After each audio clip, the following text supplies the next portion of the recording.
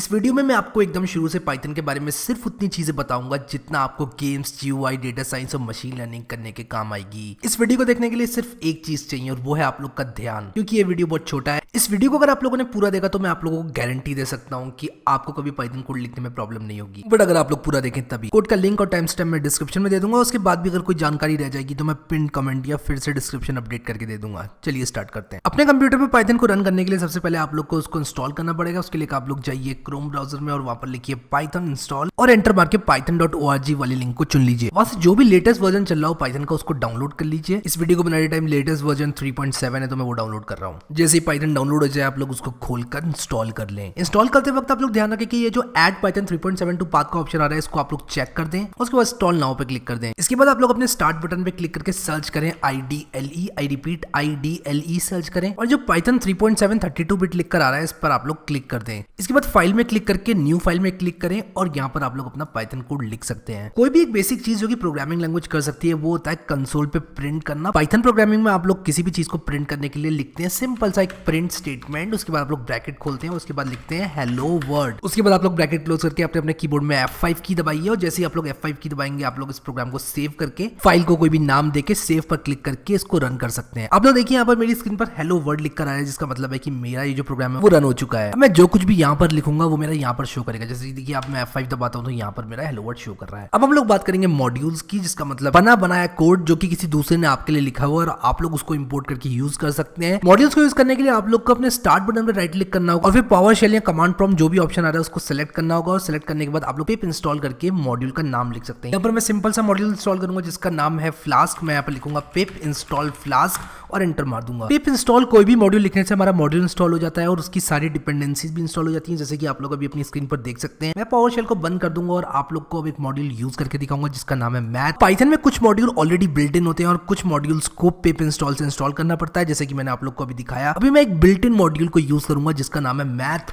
उसको मैं इंपोर्ट करने के लिए लिखूंगा इंपोर्ट मैथ। इसके बाद मैथ के अंदर का जो भी कोड है वो मैं यूज कर सकता हूं। मैं आप लोगों को दिखाता हूं कैसे। अगर मैं यहाँ पर लिखूंगा math.floor जो कि फ्लोर वैल्यू देता है और इसके अंदर लिख दूंगा 3.65 और उसके बाद ब्रैकेट्स को बंद कर दूंगा एक मैथ के लिए और एक प्रिंट स्टेटमेंट के लिए। अपने पाइथन प्रोग्राम में आप लोग ध्यान रखें कि जितनी ब्रैकेट आप लोग खोल रहे हैं उतनी ब्रैकेट आप लोग बंद भी कर रहे हैं। इसके बाद मैं F5 दबाऊंगा इस प्रोग्राम को रन करने के लिए और आप लोग यहाँ पर देख सकते हैं कि हेलो वर्ल्ड के बाद मेरा 3 लिख कर आ गया, जिसका मतलब है कि इसने पॉइंट के बाद जो कुछ भी था उसको हटा दिया, जैसे कि math.floor फंक्शन हमारा मैथमेटिक्स में करता है। इसी के साथ साथ आप लोग math.cos फंक्शन को भी यूज कर सकते हैं जो कि हमारा cos थीटा निकाल के हम लोग को देता है, जैसे कि आप लोग यहाँ पर देख सकते हैं। अब हम लोग बात करेंगे वेरिएबल्स की कि यार पाइथन में वेरिएबल्स क्या होते हैं। तो उसके लिए मैं इस कोड को कमेंट आउट कर दूंगा। कमेंट आउट का मतलब होता है कि कोड रन नहीं होगा जब तक आप उसको अनकमेंट नहीं करें। कमेंट में आप लोग करने के लिए दिखाता हूँ। आप लोग फॉर्मेट में जाकर कमेंट आउट रीजन में क्लिक कर दें। इससे क्या होगा कि जो हैश है वो आपकी लाइंस के पीछे आ जाएंगे, जिसका मतलब है कि आपका ये 3 लाइन अब रन नहीं करेंगी और इन 3 लाइन को ये प्रोग्राम इग्नोर करेगा। इसके बाद आप जो कुछ लिखेंगे वो रन होगा, लेकिन ये जो हैश वाली लाइन है वो रन नहीं होगी। इसी को हम लोग कमेंट्स बोलते हैं किसी भी प्रोग्रामिंग लैंग्वेज में। मैं F5 दबा के आप लोग को दिखा देता हूँ और आप लोग देखो यहाँ पर मेरा कुछ रन नहीं हुआ, लेकिन अगर मैं यहाँ पर प्रिंट दिस विल रन लिखूंगा तो ये रन हो जाएगा। इसके बाद पाइथन में हमारे पास होते हैं वेरिएबल्स जो कि कंटेनर्स होते हैं वैल्यूज के। मैं आप लोगों को बताता हूँ इस चीज का क्या मतलब है। जैसे कि मान लीजिए मैं a = 1 यहाँ पर लिखूँ और b = 3 लिखूँ तो a में 1 आ जाएगा और b में 3 आ जाएगा और इसके बाद अगर मैं प्रिंट a + b लिखूँ तो आप लोग देखिए यहाँ पर 4 आ जाएगा। ये दो वेरिएबल्स जो है वो इंटीजर वेरिएबल्स है, जैसे कि आप लोग को मालूम ही होगा। लेकिन अगर मैं यहाँ पर c = this is me लिख दूं तो वो एक स्ट्रिंग वेरिएबल होगा और अगर मैं यहाँ पर प्रिंट c लिखूं तो आप लोग देखिए ये भी मेरा स्क्रीन में प्रिंट हो जाएगा। इसी के साथ साथ हमारे पास फ्लोट वेरिएबल्स होते हैं, जैसे कि मैं आप लोगों को दिखाता हूँ। अगर मैं d = 3.4 लिखूं और उसके बाद प्रिंट d लिखूं और उसके बाद F5 दबा के अगर अपने प्रोग्राम को रन करने की कोशिश करूं तो आप लोग देखिए यहाँ पर 3.4 आ गया। किसी भी वेरिएबल का टाइप निकालने के लिए आप लोग को टाइप फंक्शन को यूज करना है। जैसे मान लीजिए मैं अगर यहाँ पर टाइप d लिखूं तो ये मुझे बता देगा कि टाइप इसका क्या है। जैसे कि आप लोग देखिए यहाँ पर क्लास फ्लोट लिख कर आ गया। अगर मैं टाइप ऑफ c लिख दूंगा तो ये मुझे क्लास स्ट्रिंग लिख कर दिखाएगा। उसी तरह अगर मैं यहाँ पर टाइप a या b लिखूंगा तो आप लोग यहाँ पर देख सकते हैं कि यहाँ पर टाइप ये मुझे क्लास इंट लिख कर दिखा रहा है। हालांकि अगर आप लोग बिगिनर है तो टाइप के बारे में आपको ज्यादा टेंशन लेने की जरूरत नहीं है। बस ये ध्यान रखिए कि अगर आप लोग कोई भी 2 नंबर को ऐड कर रहे हैं तो उनका टाइप जो है वो इंटीजर या फ्लोट होना चाहिए। अगर आप लोग 2 स्ट्रिंग्स को ऐड कर रहे हैं जो कि नंबर है, यानी कि अगर 1 और 3 स्ट्रिंग्स हैं, यानी कि अगर मैं इनको कुछ इस तरह लिख दूं तो 1 और 3 स्ट्रिंग्स बन जाएंगे। उसके बाद अगर आप लोग ऐड करेंगे तो वहां पर आपको थोड़ी प्रॉब्लम आ सकती है। इसके बारे में हम लोग आगे और बात करेंगे। मैं वापस से इन 6 लाइंस को कमेंट आउट कर देता हूं और अब हम लोग बात करेंगे स्ट्रिंग्स और उनके फंक्शन की। किसी भी प्रोग्रामिंग लैंग्वेज में स्ट्रिंग एक बहुत इंपॉर्टेंट रोल प्ले करती है और आप लोग को किसी भी स्ट्रिंग के फंक्शंस और उसके साथ आप लोग क्या क्या कर सकते हैं ये मालूम होना चाहिए। तो मैं एक स्ट्रिंग बनाता हूं, उसका नाम मैं लगता हूं str1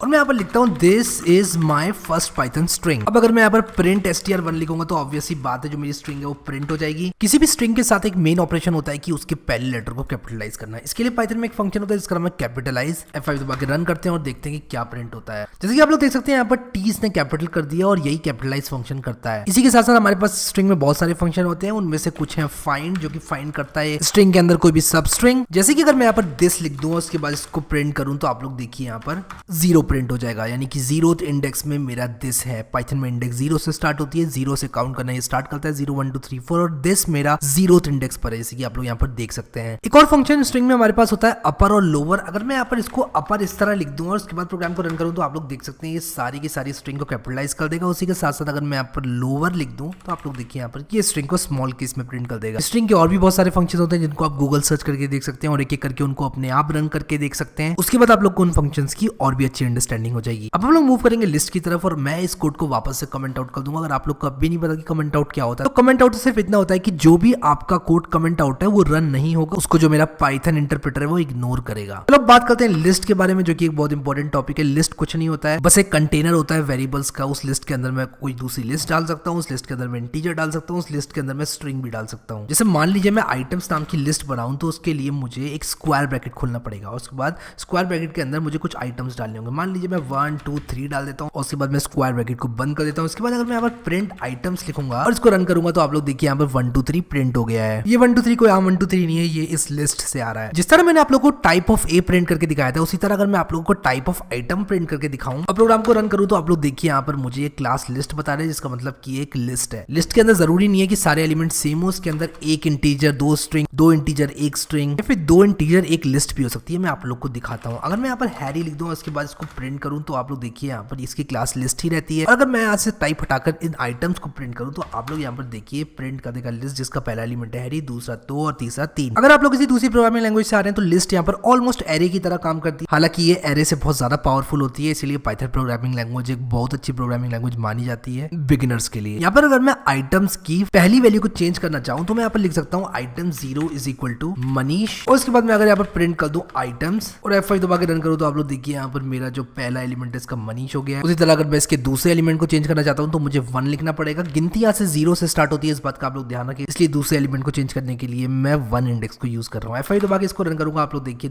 पहला आ गया हैरी, दूसरा है मनीष, क्योंकि मैंने यहाँ पर आइटम्स 1 को मनीष कर दिया। इसी तरह आप लोग और भी आइटम्स को चेंज कर सकते हैं। और अगर आपकी लिस्ट के अंदर एक और लिस्ट है तो आप लोग लिस्ट के अंदर की लिस्ट को आइटम 1 1 करके रेफरेंस कर सकते हैं। अगर मैं चाहता हूँ कि मेरी लिस्ट के एलिमेंट को कोई चेंज ना कर पाए तो मैं बनाता हूँ ट्यूपल। ट्यूपल और लिस्ट ऑलमोस्ट सेम होती है, बस डिफरेंस ये होता है कि आप लोग ट्यूपल के एलिमेंट्स को चेंज नहीं कर सकते। ट्यूपल को बनाने के लिए जैसे मैंने यहाँ पर स्क्वायर ब्रैकेट लिस्ट के लिए यूज किया, मैं भी क्या करता हूँ इसको कमेंट आउट कर देता हूँ कोड को और मैं आप लोगों को शुरू से बताता हूँ कि ट्यूपल क्या होता है। अगर मैं यहाँ पर ट्यूब1 इज इक्वल टू लिखूँ और यहाँ पर पैरेंथेसिस लिखूँ 1 2 3 और इसके बाद यहाँ पर प्रिंट कर दूं ट्यूब1 को और F5 दबा के रन करूँ तो आप लोग देखिए यहाँ पर 1 2 3 आ गया। अगर मैं ट्यूब1 की जगह टाइप ऑफ ट्यूब1 लिख दूंगा तो आप लोग यहाँ पर देखिए इसने मुझे क्लास ट्यूपल बता दिया, इसका मतलब ये एक ट्यूपल है। अगर मैं अपने ट्यूपल की वैल्यू को चेंज करना चाहूँ और मैं यहाँ पर लिखूँ ट्यूब0 इज इक्वल टू 2 और मैं F5 दबा के इसको रन करूँ तो आप लोग देखिए एरर देगा, ये कहेगा कि tuple object does not support assignment, यानी कि आप लोग ट्यूपल की वैल्यू को चेंज नहीं कर सकते, ये एरर थ्रो करेगा। तो अगर आप लोग चाहते हैं कि कंटेनर की वैल्यूज चेंज ना हो तो आप लोग ट्यूपल यूज करें, अगर आप लोग उसको बार बार चेंज करना चाहते हैं आप लोग लिस्ट यूज करें। एक और इंपॉर्टेंट डेटा टाइप पाइथन में हमारे पास होता है डिक्शनरी। मैं पुराने कोड को कमेंट आउट करके आप लोग को एक डिक्शनरी बना के दिखाता हूँ और मैं यहाँ पर लिखूंगा dict1। डिक्शनरी को हम लोग कर्ली ब्रेसेस से डिनोट करते हैं। मैं यहाँ पर कर्ली ब्रेसेस लिख के एम्प्टी डिक्शनरी बना दूंगा। अब अगर मैं यहाँ पर प्रिंट टाइप ऑफ dict1 लिखूं तो आप लोग देख सकते हैं यहाँ पर क्लास dict बता रहे हैं, यानी कि एक डिक्शनरी है। मैं अगर इस टाइप को हटा दूंगा तो ये मेरे लिए डिक्शनरी को प्रिंट कर देगा, जैसे कि आप लोग यहाँ पर देख सकते हैं। बेसिकली डिक्शनरी एक की वैल्यू पेयर होता है, जैसे कि मैं आप लोग करके दिखाता हूँ। मान लीजिए कि मैं अपनी डिक्शनरी में स्टोर करना चाहता हूँ प्लेयर्स और उनके रन। मान लीजिए मैं यहाँ पर डिक्शनरी में लिखता हूँ dict1 और यहाँ पर लिखता हूँ विराट जो कि मेरी की है और उसकी जो वैल्यू है मान लीजिए वो 100 है, यानी कि विराट ने 100 रन बनाए। इसके बाद मैं अगर अपनी डिक्शनरी को प्रिंट करना चाहूंगा तो मैं लिखूंगा प्रिंट dict1 और उसके बाद मैं अपने प्रोग्राम को रन करूंगा तो आप लोग देखिए यहाँ पर विराट 100 है। इसी तरह मैं और भी बहुत सारी वैल्यूज को ऐड कर सकता हूँ और अपनी डिक्शनरी को बड़ा कर सकता हूँ। विराट ने कितने रन बनाए इसको मैं एक्सेस करने के लिए यहाँ पर लिखूंगा प्रिंट dict1 विराट। अगर मैं यहाँ पर प्रिंट dict1 विराट लिखूंगा तो आप लोग देखिए यहाँ पर 100 प्रिंट हो जाएगा। विराट की वैल्यू को पाने के लिए मैंने यहाँ पर डॉट गेट मेथड भी यूज किया हो सकता था। डॉट गेट यूज करने के लिए मैं लिखूंगा डॉट गेट और उसके अंदर मैं डालूंगा विराट। इसके बाद मैं F5 दबा के जैसे एंटर मारूंगा देखिए यहाँ पर 100 प्रिंट हो गया। फंक्शंस के बारे में मैं आपको भी थोड़ी देर में बताऊंगा, लेकिन अभी आप लोग सिर्फ इतना समझ लीजिए कि डॉट गेट एक फंक्शन है जो कि एक वैल्यू लेता है और कुछ रिटर्न करता है। इस केस में वो 100 रिटर्न कर रहा है। किसी भी डिक्शनरी का बर्ड आई व्यू लेने के लिए आप लोग प्रिंट कर सकते हैं उसके आइटम्स। तो आप लोग लिखें प्रिंट dict1 डॉट आइटम्स और अगर मैं इसको रन करूंगा तो आप लोग देखिए यहाँ पर इसने मुझे डिक्शनरी के सारे आइटम्स को दिखा दिया है। अब इस डिक्शनरी में सिर्फ एक आइटम है, अगर बहुत सारे आइटम होते तो वो सारे आइटम्स यहाँ पर दिखाई देते हैं। अगर आप लोग किसी डिक्शनरी की सिर्फ कीज प्रिंट करना चाहते हैं तो आप लोग लिखिए print dict1.keys और उसके बाद आप प्रोग्राम को रन करेंगे तो आप लोग देखिए यहाँ पर मुझे सारी की सारी कीज मिल गई है। इस केस में सिर्फ विराट है अभी हमारे अंदर, लेकिन अगर मैं यहाँ पर dict1 और सचिन भी ऐड कर दूं, सचिन तो सबका बाप है तो 500 रन बनाएगा, और F5 दबा के रन करूं तो आप लोग देखिए यहाँ पर विराट और सचिन दोनों दिखाए जा रहे हैं। डिक्शनरी के बाकी के फंक्शंस के बारे में जानने के लिए आप लोग पाइथन की डॉक्यूमेंटेशन पढ़ सकते हैं। इस सारे कोड को मैं वापस से कमेंट आउट कर देता हूँ और अब आपको बताता हूँ कि सेट क्या होता है। अगर मान लीजिए मैं यहाँ पर एक लिस्ट बनाऊं जिसका नाम रखूं मैं list1, उसके अंदर मैं आइटम्स 1 2 3 4 और 4 और 1 फिर से, और अगर मैं इसको प्रिंट करूंगा तो आप लोग देखिए यहाँ पर ये लिस्ट प्रिंट हो जाएगी। अगर मैं चाहता हूँ कि इसके अंदर के जो आइटम्स हैं वो रिपीट ना हो तो मैं इसको सेट में टाइप कास्ट कर दूंगा। टाइप कास्टिंग से ये होता है कि हम लिस्ट को ट्यूपल, ट्यूपल को लिस्ट, या फिर लिस्ट को सेट या सेट को लिस्ट में बदल सकते हैं। मैं आपको यहाँ पर लिस्ट को सेट पे बदल के दिखाता हूँ। अगर मैं यहाँ पर लिखूं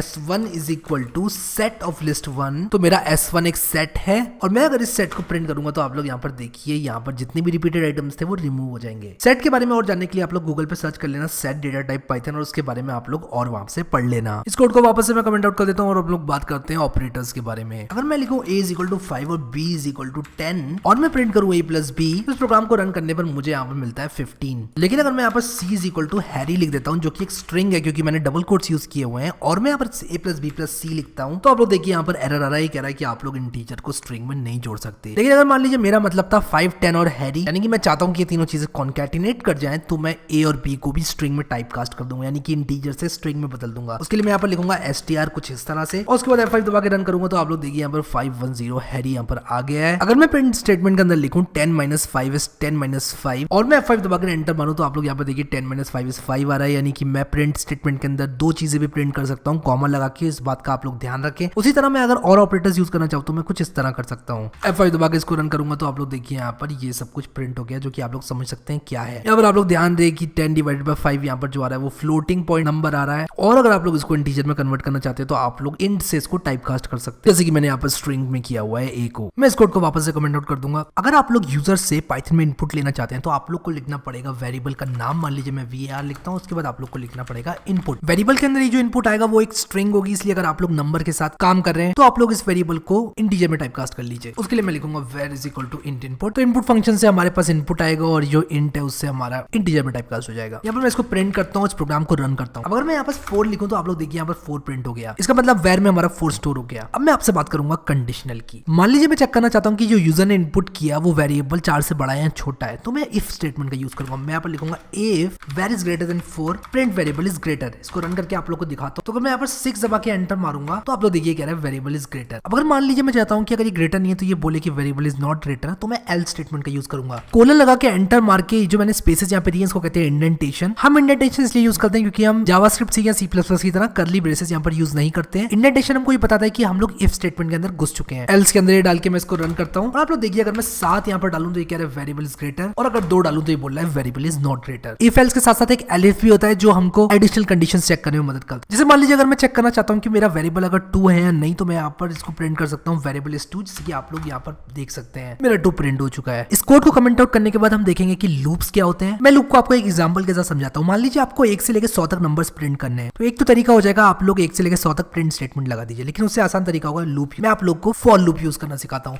मैं यहाँ पर लिखूंगा फॉर i इन रेंज, जो कि एक फंक्शन होता है 0 to 100। इसके अंदर मैं यहाँ पर आपको लिख के दे दूंगा प्रिंट i। इससे आपका i 0 से लेकर 100 तक प्रिंट हो जाएगा, जैसे कि आप लोग यहाँ पर देख सकते हैं। इनफैक्ट ये 0 से 99 तक प्रिंट होगा क्योंकि ये 0 से स्टार्ट होता है और n-1 पे खत्म होता है। तो अगर आप लोग 0 से 100 तक करना चाहते हैं तो आप लोग यहाँ पर 101 लिखिए और इसको रन करके देखिए 0 से लेकर 100 तक प्रिंट हो जाएगा। इसी चीज को अगर मैं while लूप से करूँ तो मैं कुछ इस तरह करूंगा। मैं लिखूंगा while i is less than 101 और i को इनिशियली मैं 0 कर दूंगा और मैं करूंगा प्रिंट i।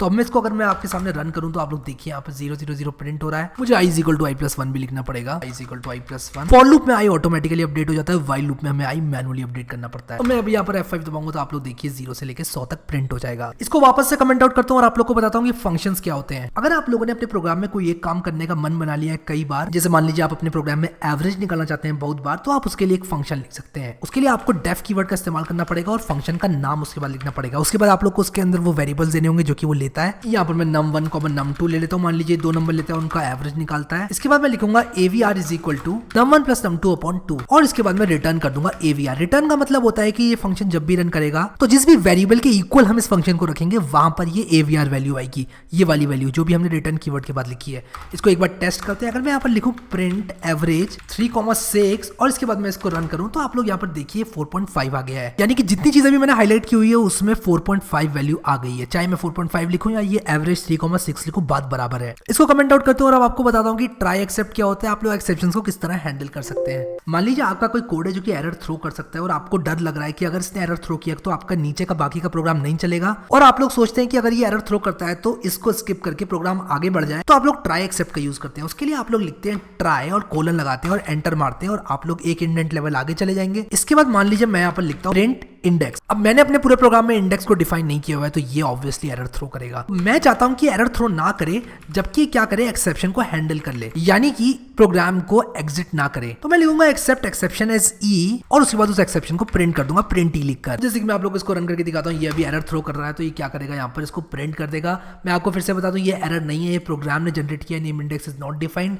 एरर हमारा रेड कलर से आता है कुछ इस तरह, ये एरर नहीं है। अब अगर मान लीजिए यहाँ पर मैं इंडेक्स को डिफाइन कर देता हूँ और मैं लिख देता हूँ इंडेक्स इज इक्वल टू 3, तब मेरे प्रोग्राम को कोई दिक्कत नहीं होगी और वो 3 प्रिंट कर देगा, इसी आप लोग यहाँ पर देख सकते हैं। अब मैं आप लोगों को बताता हूँ पाइथन में फाइल किस तरह रीड कर लेते हैं। मान लीजिए आप लोग एक फाइल बनाना चाहते हैं जिसका नाम है 1.txt और उसके अंदर आप लोग हैरी लिखना चाहते हैं, तब हम लोग एक फाइल पॉइंटर बनाते हैं। मैं यहाँ पर लिखूंगा f is equal to open, फिर मैं लिखूंगा 1.txt जो कि एग्जिस्ट नहीं करती और मैं भी इसको बनाने वाला हूँ। उसको मैं खोलूंगा राइट मोड में, कॉमा लगा के w लिखूंगा। अब मैं लिखूंगा f.write और उसके बाद मैं हैरी लिख दूंगा। रन करने से पहले मैं यहाँ पर f.close लिख दूंगा क्योंकि जो फाइल मैंने खोली है उसको क्लोज करना भी जरूरी है। अब मैं इसको जैसे ही रन करूंगा तो आप लोग देखिए यहाँ पर 1.txt अगर मैं अपने डेस्कटॉप से जैसे ही पुल करूं तो आप लोग देखिए इसमें हैरी लिखकर आ गया है। अगर मैं हैरी की जगह लिख दूं सब्सक्राइब टू इस चैनल फॉर मोर और उसको रन करूं तो आप लोग देखो वो टेक्स्ट यहाँ पर आ जाएगा। तो इस तरह हमने फाइल लिख दी है। अब अगर इसी फाइल को मैं रीड करना चाहता हूं तब मैं इस फाइल को रीड मोड में खोलूंगा। उसके लिए मैं यहाँ पर w की जगह सिंपली r लिख दूंगा और एक कंटेंट नाम का वेरिएबल बनाऊंगा जिसके बाद मैं लिखूंगा f.read। f.read एक फंक्शन होता है इसलिए मुझे ओपन क्लोज पैरेंथेसिस लगाना होगा और उसके बाद फाइल को क्लोज भी करना होगा। अब अगर मैं यहाँ पर प्रिंट कंटेंट लिखूं तो इस फाइल का जो कंटेंट है जो कि मैंने इस वेरिएबल में स्टोर किया हुआ है वो प्रिंट हो जाएगा। मैं आपको रन करके दिखाता हूँ। जैसे कि आप लोग देख सकते हैं सब्सक्राइब टू इस चैनल फॉर मोर प्रिंट हो चुका है, फटाक से दबा दीजिए सब्सक्राइब का बटन। तो मैं आशा करता हूं कि आपको मेरा ये 15 मिनट में पाइथन सिखाने का प्रयास अच्छा लगा होगा। अगर आप लोग चाहते हैं मैं इस तरह आप लोग को और भी प्रोग्रामिंग लैंग्वेजेस सिखाऊं तो मुझे एक लाइक दीजिए और मुझे कमेंट सेक्शन में बताइए कि अगला वीडियो कौन सी प्रोग्रामिंग लैंग्वेज में बनाना है। Thank you so much guys for watching this video and I will see you next time.